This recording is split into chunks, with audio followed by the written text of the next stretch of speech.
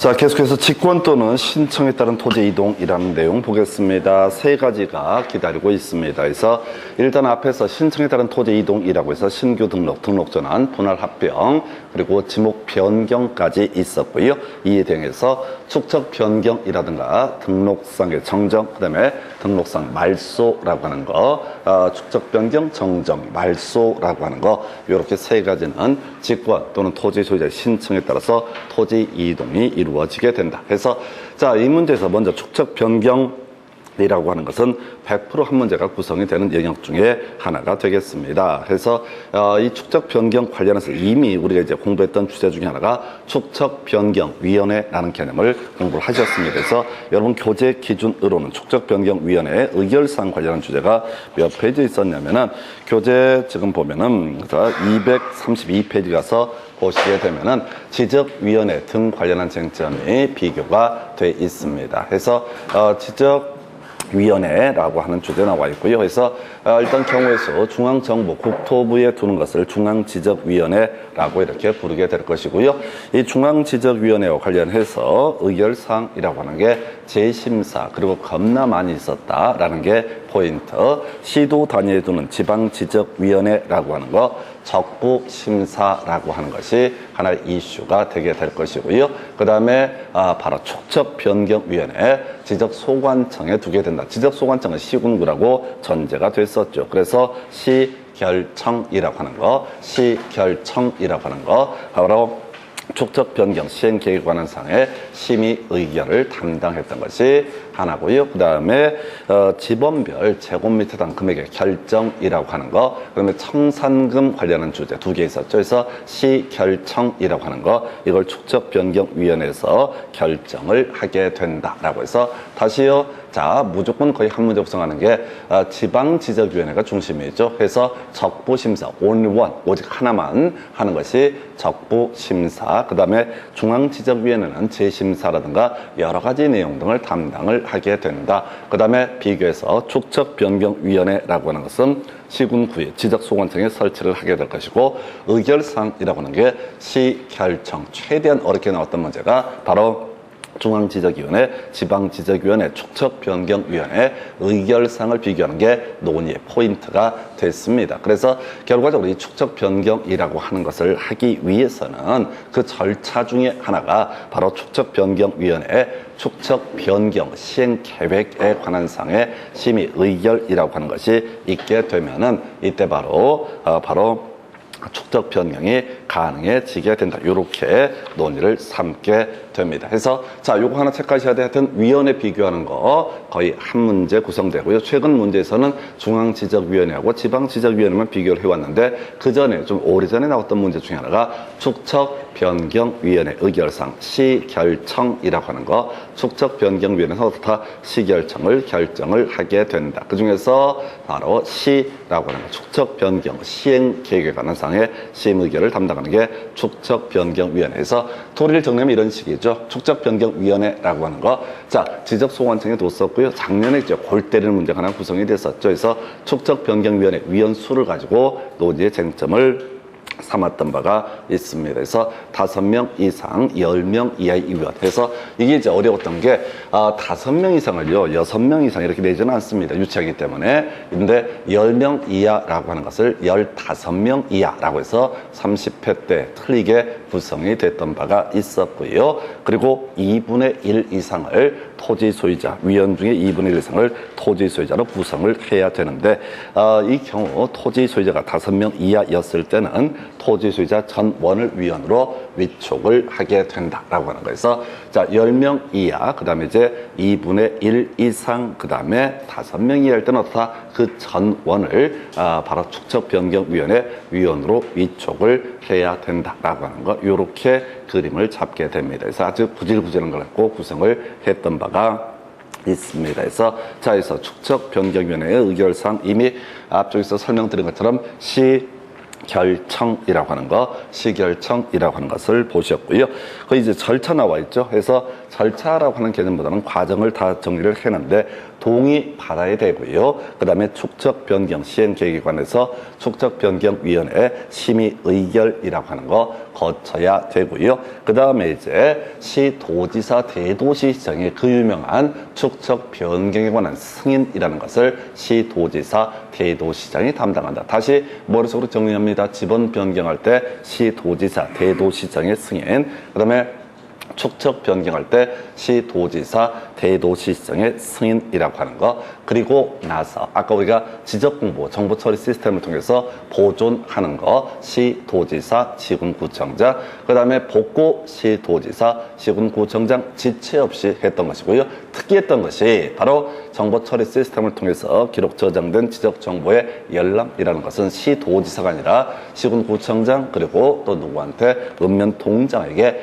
열람 신청을 할 수가 있다. 이런 것들이 논의의 포인트가 됐습니다. 그래서 자, 주의하실 게 공간정보법에서 지금 따로 지적해둔 몇 가지를 제외하고 절대로 시도에서 나오지 않고요. 대부분이 다 지적소관청이 되게 될 텐데 시험 문제를 구성할 때 맨날 뭘 갖고 구성을 해? 바로 지적소관청 자리에다가 시도지사 대도시시장이라고 하는 것을 던져주게 됩니다. 그래서 이게 동의, 의결, 승인이라고 하는 것 세 가지가 축척 변경을 위한 전 단계가 되게 됩니다. 그리고 나서 이제 축척 변경을 하기 위해서 시행공고란 표지 설치하고요. 바로 지적 측량 등의 문제가 있을 것이다. 그래서 측량 결과 별 문제가 없게 되면은 뭘 하게 됩니까? 나중에 바로 자 측량 결과도 작성했었고요. 자, 그 다음에 토지 이동 정리 결의서 작성했었고요. 그리고 나서 지적 공부에 정리하는 구조가 되게 된다. 다만 축척 변경에 있어서는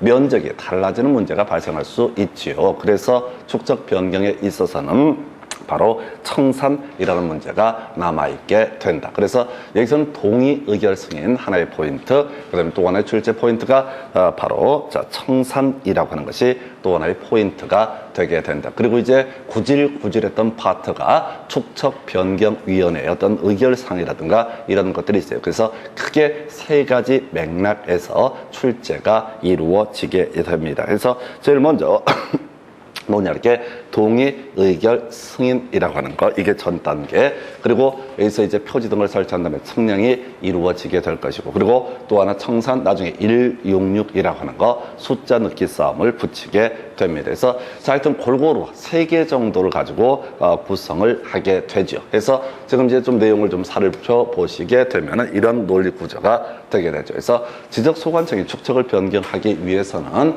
토지 소유자 3분의 2 이상의 동의를 받아야 되고요. 두 번째, 축척 변경 위원회 의결. 이 의결이 축척 변경 시행 계획에 관한 사항의 심의 의결이라고 하는 것이 있겠고요. 그다음에 세 번째가 시도지사 대도시시장의 승인 받아서 어떻다 축척 변경이라는 과정 가능합니다. 그래서 동의, 의결, 승인이라고 하는 거 숫자 3분의 2 있었고요. 시도지사 대도시장 승인, 그리고 축척 변경 위원회 심의 의결 등의 과정을 통해서 전 단계 축척 변경을 위한 절차가 있게 될 것이고요.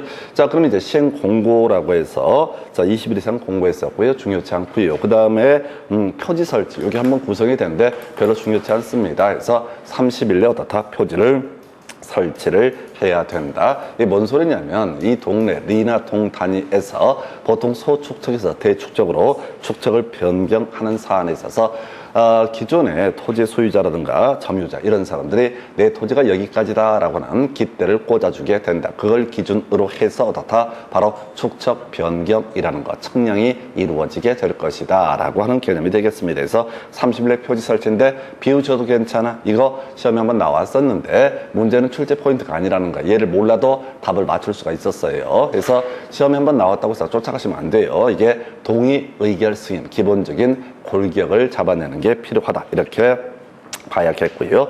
그 다음에 이제 청산이라고 하는 거 더 이렇게 중요하지. 자, 청산 관련해서 통지가 이루어집니다. 그러면 이제 포인트 이의신청이라고 하는 거 얼마? 1개월 이내 이의신청할 수 있다. 내는 거 받는 거 얼마? 각 6개월 이내에 내고 받게 된다라고 해서 요것도 이제 전통적으로 한 7년에 한 2번 나왔던 주제고요. 숫자 166이라고 하는 거, 166이라고 하는 거, 요게 논의의 쟁점이 되게 됩니다. 그래서 자, 이 신청은 언제? 1개월 이내, 납부 6개월 이내. 그 다음에 이제 지적소관청이 자, 면적이 줄어든 사람에 대해서 뭘 한다고요? 청산금 지급이라고 하는 거 166. 그럼 이제 축적 변경만 가지고 보게 되면은 먼저 축적 변경위원회라는 개념이 하나의 이슈가 되게 될 것이다. 그래서 다시 갑시다. 자, 위원 10명 이하라고 하는 거. 5명 이상 외우지 마. 10명 이하라고 하는 거. 작년에 이걸 15명 이하 틀리게 구성이 됐었고요. 2분의 1 이상을 토지 소유자로 구성을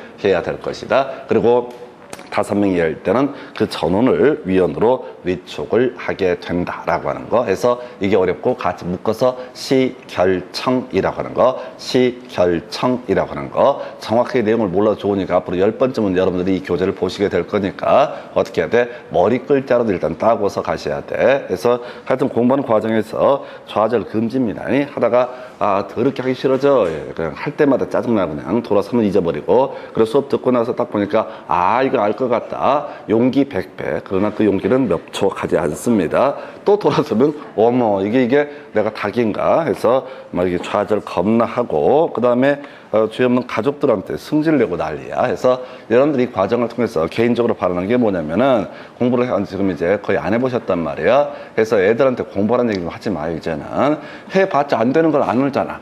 돌아서면 또 잊어버리고 돌아서면 성질 나가지고 진짜 애들한테 성질 버리지 않게 하려면 공부를 하지 말라고 말리는 게 좋습니다. 그래서 저희 보면 옛날에 그런 게 있어. 우리 어머니가 저보고 야 공부를 내가 대신 해줄 것 같으면 대신 해줄 텐데 그 양반이 공부를 안 해봐서 하는 소리입니다. 그래서 나는 우리 딸내미를 위해서 절대 공부를 대신해 줄 생각이 절대 없습니다. 왜?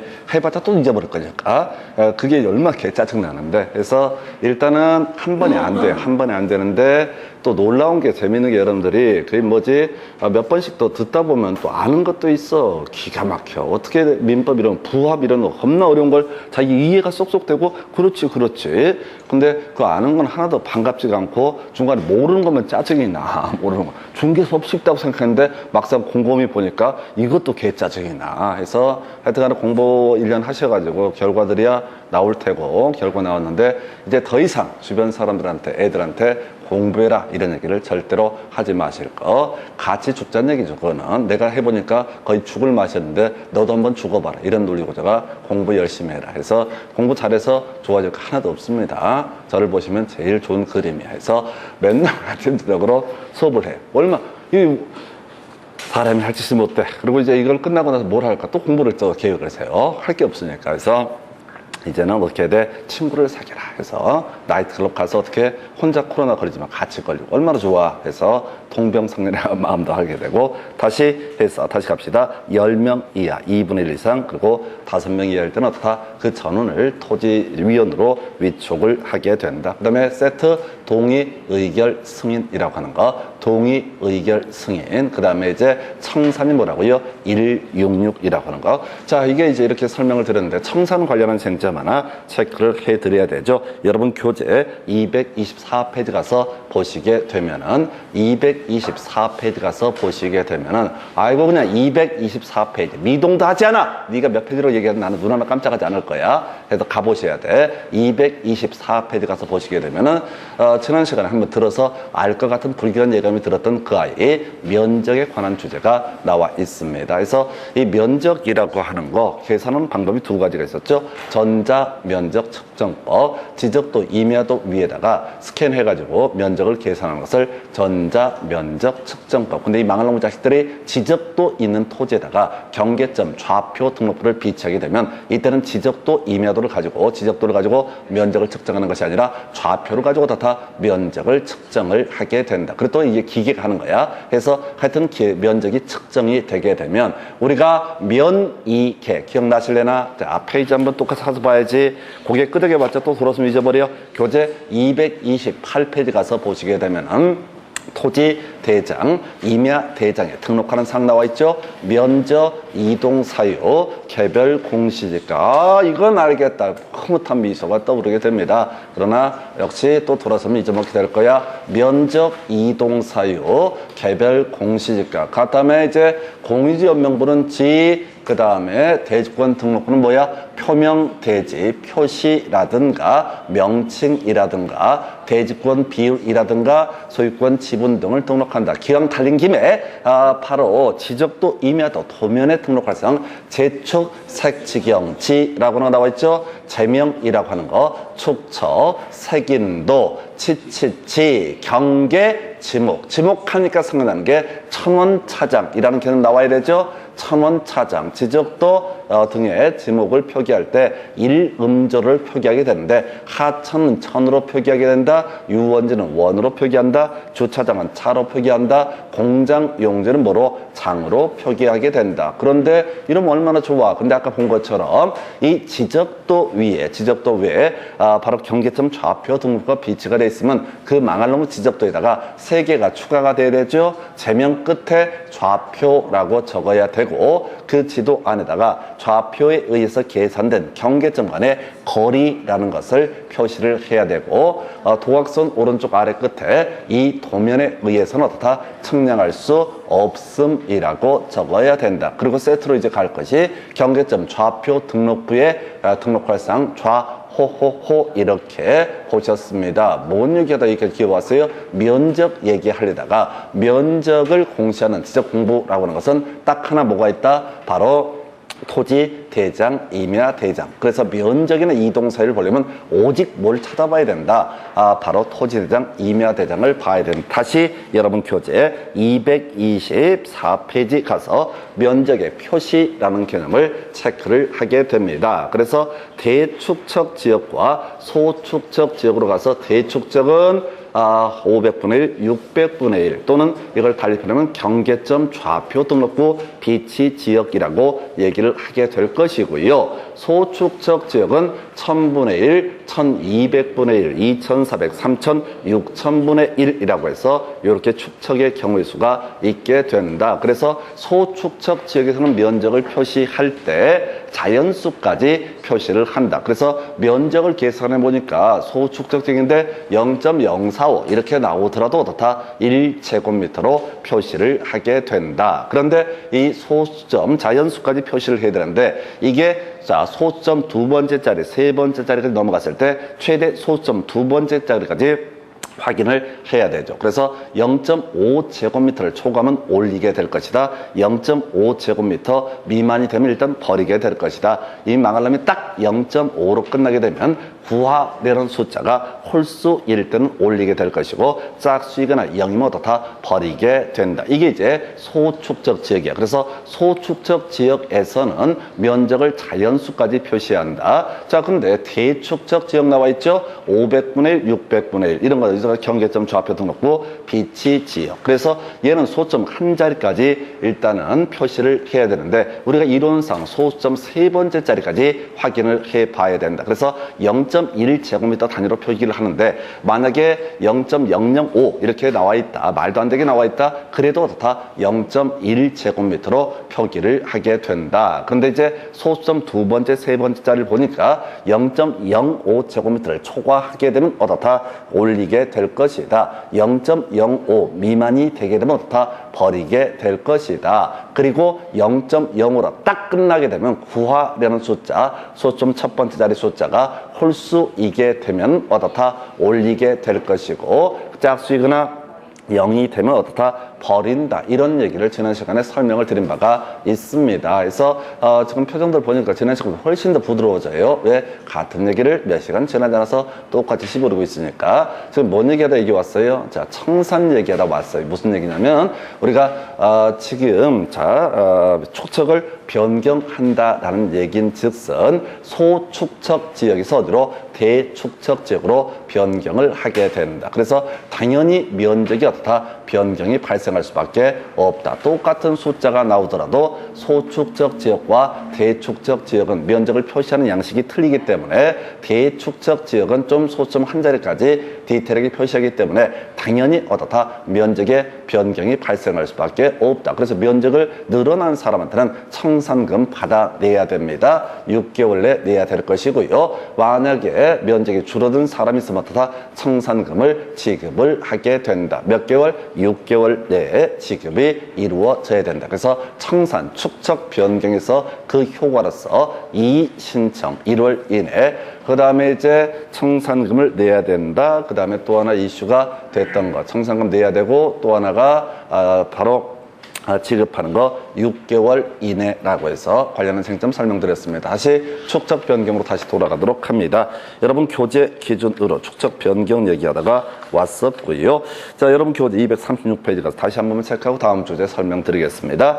자, 축적 변경위원회 의결사항이라고 하는 거 시결정, 그 다음에 10인 이하 2분의 1 이상 만약에 토지 소유자가 5명 이하일 때는 전원을 토지자 축적 변경위원회 위원으로 위촉을 하게 된다라고 하는 거. 그 다음에 축적 변경의 전 단계 동의 3분의 2 이상, 그 다음에 축적 변경위원회에서 축적 변경 시행 계획에 관한 심의 의결이라고 하는 거. 그리고 세 번째가 시도지사 대도시장의 승인. 그리고 다음 단계에 이제 측량 등이 이루어지고 면적의 변화 등이 분명히 발생할 가능성이 있으니까 그때 청산의 문제가 발생한다 해서 166이라고 하는 거. 요렇게 크게 하여튼 3개 정도의 이슈를 가지고 출제가 이루어지고요. 매년 한 문제가 무조건 나오는 파트가 축적 변경이라고 하는 개념 설명드렸습니다.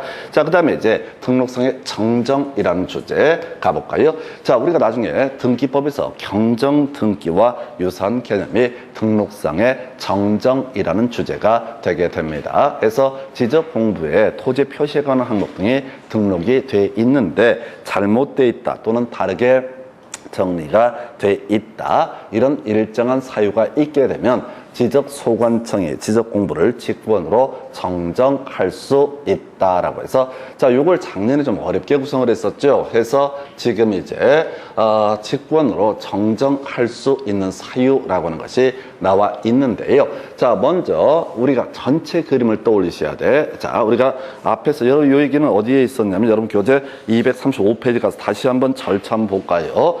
토지 이동 신청 등이 있게 됩니다. 그러면 일반적으로 다 측량 등의 과정을 거치게 될 것이다. 그리고 지적 공부에 정리하기 위해서 필요했던 것이 측량 결과도라는 것을 작성을 해야 했었죠. 이거에 근거해서 뭘 만들어? 토지 이동 정리 결의서라고 하는 것을 만들게 된다. 그리고 이거에 근거해서 지적 공부의 내용을 어떻다 반영을 하게 된다. 그래서 앞에서 우리 공부할 때 지적 공부의 복구 자료 중에서 뭐가 있어서 측량 결과도, 토지 이동 정리 결의서 뭐 이런 것을 가지고도 다 지적 공부를 복구할 수 있다. 근데 이런 과정에 따라서 지적 공부가 입력이 돼야 될 것인데 잘못 또는 다르게 입력이 된 경우 등에 있어서는 나중에 지적소관청에서 뜯어 고치는 것을 뭐라고 한다? 등록사항의 정정이라고 부르게 됩니다. 작년에 나왔던 문제죠. 바로 다르게 정리된 경우에서 엄밀히 가야 돼 지적 측량 성과와 다르게 정리가 됐다. 그럼 안 되잖아. 원래 측량 성과도 또는 측량 결과도 토지이동 정리결에서 이 과정 거쳐서 지적 공부의 내용을 반영을 해야 될 것인데 이 망할 놈의 자식들이 이거 실수로 잘못한 거야. 그러면 다르게 정리가 됐다라고 하면은 당연히 직권으로 정정할 수 있다. 그 다음 단계가 뭐야? 토지 이동 정리 결의서. 이거 만들어 있었거든요. 이 토지 이동 정리 결의서와 또 다르게 지적 공부에서 그냥 확가닥 해가지고 입력할 때 실수를 했다라고 한다라면 역시 뭘 해야 된다? 바로 직권으로 정정할 수 있다라고 하는 거. 자, 포인트 지적 측량 성과 토지 이동 정리 결의서라고 하는 것이 있겠고요. 그 다음에 이제 잘못 정리된 경우 이렇게 되어 있는데요. 잘못 입력된 경우, 잘못 정리된 경우에서 지적공부의 등록상이 잘못 입력된 경우, 그 다음에 지적공부의 작성 등에 있어서 잘못 정리된 경우 뭐 이런 나와 있죠. 해서 다르게 잘못 이렇게 할 텐데 여기서는 포인트가 됐던 것이 자, 무엇과 다르게 바로 지적 측량 성과와 다르게 토지이동 정리 결의서와 다르게 정리가 되거나 잘못 입력된 경우 등에 있어서는 바로 직권 정정 사유가 된다. 그리고 더럽게 어려운 거. 이 파트가 이제 어려워요. 어렵다는 게 조금 이제 지쳐가는 파트에서 보는 것이고, 이거 지적도 이메일에 등록된 필지가 면적의 증감에 없이 위치만 잘못된 경우라고 되어 있죠. 잘못된 경우에서 위치만 잘못된 경우. 어려우면 뭐라고요? 증감 없이 어떻다? 위치만 잘못된 경우. 이거 제일 이게 어렵게 구성이 될 겁니다. 그래서 자, 다시 가장 쉬웠던 것이 지적 측량 성과와 다르게 정리가 되거나 토지 이동 정리 결의서와 다르게 정리가 된 경우, 잘못 입력된 경우 좀 쉽죠? 잘못 입력된 경우, 잘못 정리된 경우라고 하는 거. 그리고 어려운 것이 면적의 증감 없이 위치만 잘못된 경우라고 돼 있죠. 위치만 잘못된 경우. 한 번에 다 쇼부 못 치니까요. 일단은 어떻게 해야 돼? 위치만 잘못된 경우. 이거 어렵습니다. 그리고 이걸 갖고 자꾸 내고 난리들이에요. 이놈 새끼들이 그냥 짜증나게. 어찌됐든 시험이 내는 건 알고 있으니까 위치만 잘못된 경우. 그럼 이제 정리하면 이런 식이지. 다르게 정리된 경우. 두 가지 뭐랑 다르게 근거 자료가 지적 측량 성과, 토지 이동 정리 결의서 이것과 다르게 정리가 된 경우. 이런 게 하나의 이슈가 되게 될 것이고요. 그 다음에 위치만 잘못된 경우. 나머지는 대충 감 잡을 수 있다고요. 어려운 게 위치만 잘못된 경우. 이런 경우에 직권으로 정정할 수 있다라고 되어 있습니다. 해서 직권으로 정정할 수 있다. 자, 위치만 잘못된 경우라고 하는 거. 위치만 잘못된 경우. 이렇게 다르게. 자, 그 다음에 위치만 잘못된 경우, 이런 경우에 소위 이름하여 직권 정정 사유가 된다 해서 앞에서 그 얘기 했었잖아요. 자, 지금 이제 축적 변경도 그렇고 등록상 정정도 그러하고 두 개 특징 자체가 뭐냐면은 지금 세 개 다 받아오는 토지 등록 막수로까지 세 가지가 토지 소유자가 이동 신청하면 그에 따르면 될 것이고 미처 이동 신청을 하지 않더라도 나중에 그 지적 소관청이 직권으로 정정 바꿀 수가 있다. 둘 다 가능했던 케이스 직권 정정 사유 보고 있고요. 제일 어렵습니다. 이게 제가 보기엔 내용 중에서 제일 부담스러운 파트가 직권 정정 사유라고 하는 거. 이렇게 하나 봐야겠고요.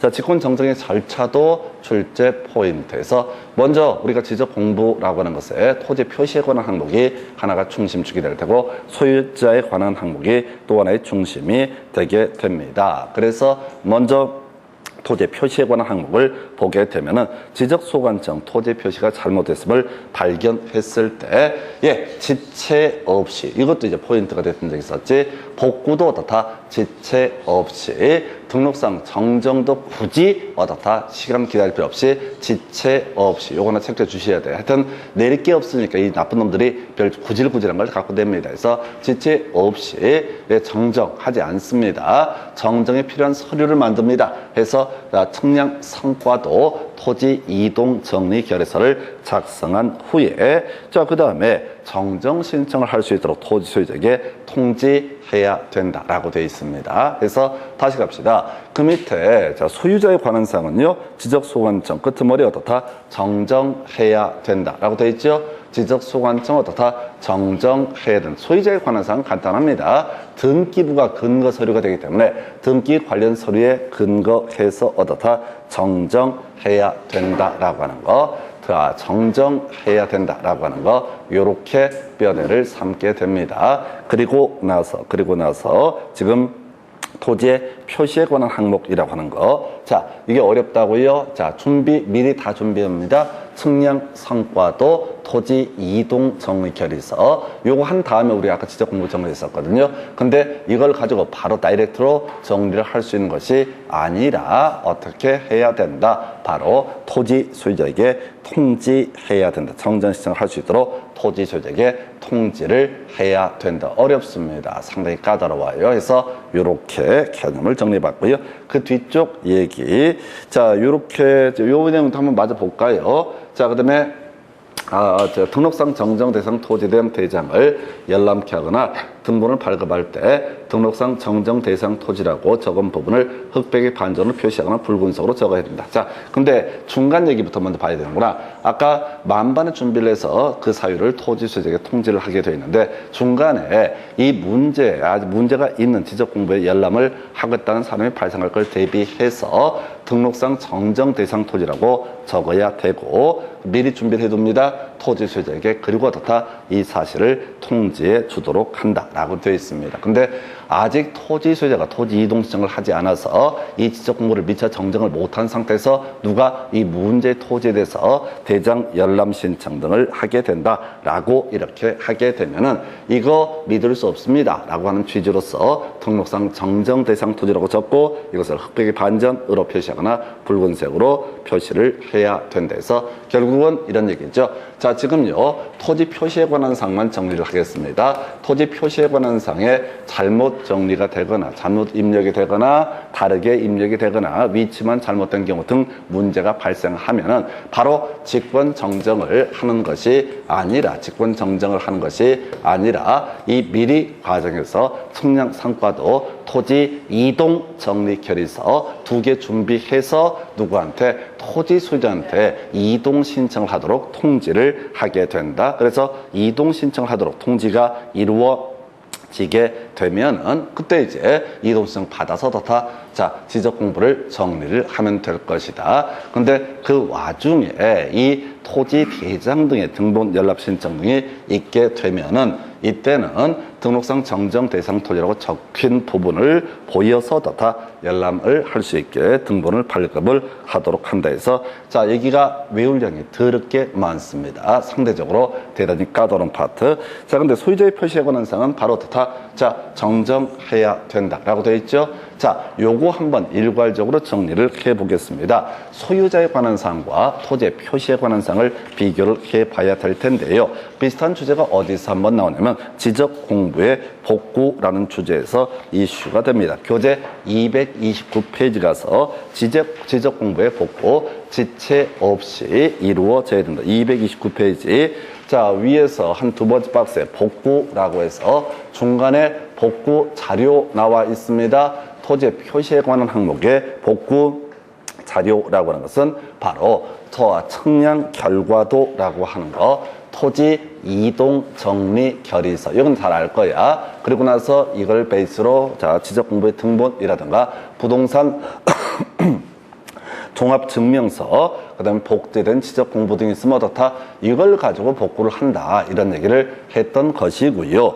그 다음에 소유자의 표시에 관한 사항은 확정 판결서 정본도 있지만은 바로 뭐가 등기부 등본 등을 활용을 하게 된다 해서 일단은 요 구조 하나 있었고요. 그 다음에 요 비슷한 구조로 실제 출제 이슈가 됐던 것은 여러분 교재 230페이지 부동산 종합공부의 정정이라고 하는 것이 있게 됩니다. 지금 우리가 공부했던 것은 지적 공부의 등록상 정정이라는 개념이었었고, 앞에서 한번 간단하게 간략하게 봤던 것 중에 하나가 부동산 종합공부도 자 실제 관계하고 좀 문제가 있다, 그러면 정정을 하게 된다. 그래서 소유자에 관한 사항은 끄트머리 보니까 바로 정정해야 된다 나와 있죠. 몇 페이지 보고 있어요? 교재 230페이지 제일 위에 등록상의 정정이라고 해서 부동산 종합공부 소유자에 관한 사항은 바로 정정하면 된다라고 돼 있죠. 그런데 소유자 외 불일치 등록사항에 대해서는 정정을 요청할 수 있다라고 했었죠. 지난 시간에 이거 외울 때 이렇게 한다고 했어. 소유자에 관한 사항은 그냥 정정하면 된다. 그 다음에 불일치 등록사항, 불은 정정할 수 없고 정정을 요청하게 된다라고 하는 거 해서 요렇게 개념을 보셨어. 정정을 요청하게 된다라고 하는 거 해서 지난 시간에 외웠잖아요. 소정불요 해서 소유자에 관한 사항은 바로 정정을 하게 될 것이다. 한편 소유자 외에 관한 불일치 등록상 잘못 입력된 부분 등에 대해서는 정정을 요청하게 된다라고 외우셨잖아. 이거랑 똑같은 구조가 바로 여기 나와 있잖아. 자, 토지의 표시에 관한 사항은 바로 정정을 할 수가 없다. 이에 비해서 소유자의 표시에 관한 사항은 바로 등기 관련 서류 등을 참고해서 바로 어떻다 정정을 하게 된다. 얘가 뭐라고요? 토지 표시에 관한 사항은 바로 정정할 수 없고 정정 신청하도록 통지해 주도록 한다. 구조가 똑같다고요. 부동산 종합 공부에서 등록상 정정 얘기하고 지적 공부에서 등록상 정정 얘기는 똑같은 구조로 되어 있다. 소유자에 관한 사항은 등기 관련 서류를 참고해서 다이렉트로 바로 정정을 해야 되고 정정을 할 수가 있는데 비해서 소유자 외에 관한 사항, 아까 우리가 부동산 종합 공부할 때는 불일치 등록상이라는 표현을 썼던 것이고요. 이에 대응해서 지금 어디에서 지금 지적 공부에서는 소유자에 관한 사항 직접 정리하고요. 그 다음에 소유자의 외에 관한 사항, 즉 토지 표시에 관한 사항에 대해서는 뭐라 한다고 했어요? 정정 신청을 하도록 안내를 하도록 한다 해서 구조가 똑같습니다. 구조가 똑같아요. 뒤에 보면 다 똑같아. 등기부, 소유자에 관한 사항은 등기부에 따라서 바로 다이렉트로 자 등기를 촉탁할 때 한꺼번에 쉽게 정리를 할 수 있는 데 비해서 소유자 외에 관한 사항, 즉 토지 표시에 관한 항목은 뭐라고요? 바로 정정 못한다고 텍스트를 읽지 말래니까요. 자, 키워드를 외우시라고. 지금 어제도 읽어보고 읽어봐서 안 된다니까. 여러분 돌아서면 잊어버리니까. 그러면 최소한 키워드라도 외우고 가야 돼. 그래서 그게 몇 번이 되게 되면 암기가 된다고. 욕심을 내면 안 되고 어떻게 해야 돼? 일단은 2단계, 3단계로 나눠서 가야 돼. 해서 소유자에 관한 사항은 바로 정정을 하게 된다. 소유자 외에 관한 사항, 이게 토지 표시에 관한 항목이고요. 요건 바로 정정할 수 없고. 자, 등록상 정정 파트에서는 토지 소유자에게 그 사실을 통지하도록 한다라고 하는 것, 요렇게 정리합니다. 그래서 자, 등록상 정정 관련해서 자, 볼까요? 다르게 정리된 경우, 그 다음에 또 하나 이슈가 된 게 잘못 정리된 경우라고 해서 지적 측량 상가와 다르게 정리가 됐다. 토지이동 정리 결의서와 다르게 정리가 됐다. 그 다음에 위치만 잘못된 경우. 왜 이렇게 뭐라고 써? 위치만 잘못된 경우. 자, 나머지는 그 다음 단계 쉬우니까 해서 어려운 거 3가지. 자, 이런 경우에 저희 직권 정정 사유가 되게 되는데, 문제는 직권 정정 사유라고 해서 지 멋대로 바로 정정을 하는 게 아니라고, 바로 먼저 토지 소유자에게 자, 측량성과도 토지이동 정리 결의서까지 다 준비한 다음에 토지 소유자에게 먼저 안내를 해야 된다. 이동시장을 할 수 있게 안내를 해야 된다. 그래서 여긴 나와 있지 않지만은 만약에 토지 소유자가 아무것도 안 하고 있다. 그러면 어떻게 한다? 직권으로 정정을 할 수가 있다. 이런 논리 구조가 되는 거야. 근데 거기까지는 시험에 나오지 않으니까 우리가 필요한 부분만 가서 공부를 하게 될 것이고, 소유자에 관한 표시는 소유자에 관한 사항은 바로 정정을 하게 된다라고 하는 거, 요렇게 가게 됩니다. 다시 아까 부동산 종합 공부에서 소유자에 관한 사항은 바로 정리를 할 수가 있다. 그런데 소유자 외에 관한 불일치 등록사항은 정정을 신청하도록 안내만 할 뿐이지 관계행정기관장에게 정정을 요청하는 것이지 직접 자기가 정정할 수 있는 것은 아니다. 왜? 부동산 종합 공부는 자, 복사본, 카피본으로서 의미를 가지고 있기 때문에 지적소관청이 지 멋대로 바꿀 수가 없다라고 할 것. 그리고 지적 공부의 등록상 정정이라고 하는 거, 요렇게 비교해 보셨습니다. 그 다음에 이제 등록상 말소 나와 있는데, 이 망할 놈 자식이 한 15년, 20년 만에 작년에 한번 구성이 돼서 별 의미는 없습니다. 별놈의 일이 다 있습니다. 자, 우리가 부동산 학개론 공부하실 때 법빈포라는 용어를 공부했던 바가 있습니다. 자, 어떻게 돼 있었어? 법지라고 하는 것이 있었죠. 그 다음에 바닷가의 토지, 빈지, 그리고 3번째가 뭐가 된다? 포락지라고 하는 거. 바다 밑에 잠겨있는 토지를 포락지, 바닷가 해변가의 토지를 빈지, 그 다음에 법지라고 하는 것은 경사면의 토지를 의미하게 된다. 이렇게 설명을 드렸습니다. 자, 어떤 사람이 땅을 가지고 있는데 하천이나 바다 밑으로 잠기게 된다. 우리가 이제 민법에서 포락지 물권의 영구적인 소멸 사유 중에 하나로 봤던 것이고, 학개론에서는 포락지라는 용어를 가지고 시험 문제가 구성이 되게 될 것이고, 공간정보법에서는 등록 말소의 문제가 발생하게 된다. 이것도 마찬가지야. 자, 바다가 됐습니다. 지적소관청은 날짜 보면은 지금 이제 직권 말소할 수 없고요. 바로 할 수 없고, 이렇게 사고가 터지고 나서 90일 내에 바로 토지 소유자에게 말소 신청을 하도록 통지를 해야 된다. 근데 토지 소유자가 90일 이내에 답을 하지 않게 되면 어떻다? 직권으로 말소할 수 있다라고 하는 거, 요게 하나의 포인트. 해서 요게 특이한 게 뭐냐면, 우리 앞에서 신규 등록, 등록전환, 분할 합병, 지목 변경 등 토지 소유자가 며칠 내 되는데 60일 내에 토지 이동 신청을 해야 된다라고 했었죠. 근데 얘는 날짜가 90일이네요. 그래서 좀 특이한 구조로 되어 있습니다. 그래서 작년 문제 두 개가 나왔어요. 토지 이동 신청 관련해서 60일을 90일로 바꿔치기 했었고, 그리고 또 하나 쟁점 삼아 냈던 것 중에 하나가 바로 이 90일을 60일로 해서 틀리게 구성이 됐던 바가 있습니다. 전통적으로 잘 내지 않았던 부분을 가지고 이슈를 삼았었고요. 나머지 큰 쟁점 되지 않죠. 그래서 혹시 바다로 됐던 토지가 다시 육지로 윤기에서 올라온다. 그러면 이제 회복해서 등록을 하도록 한다. 그런 일이 있겠어요? 거의 의미가 없는 바. 하여튼 바다로 된 토지 등록 말소라고 하는 것은 지금 출제 거의 한 15년, 20년 만에 한번 다시 30회 때 출제가 된 바가 있습니다. 근데 보시다시피 공부하시는 과정에서 힘든 것은 아마도 등록상의 정정이라고 하는 게 상당히 까다롭습니다. 사실 측량이 훨씬 어려운데 측량을 하도 많이 이제 여러 군데랑 같이 연계가 돼 있으니까 오히려 반복을 더 하다 보니까 오히려 적게 어려움이 적게 느껴지게 될 테고, 등록상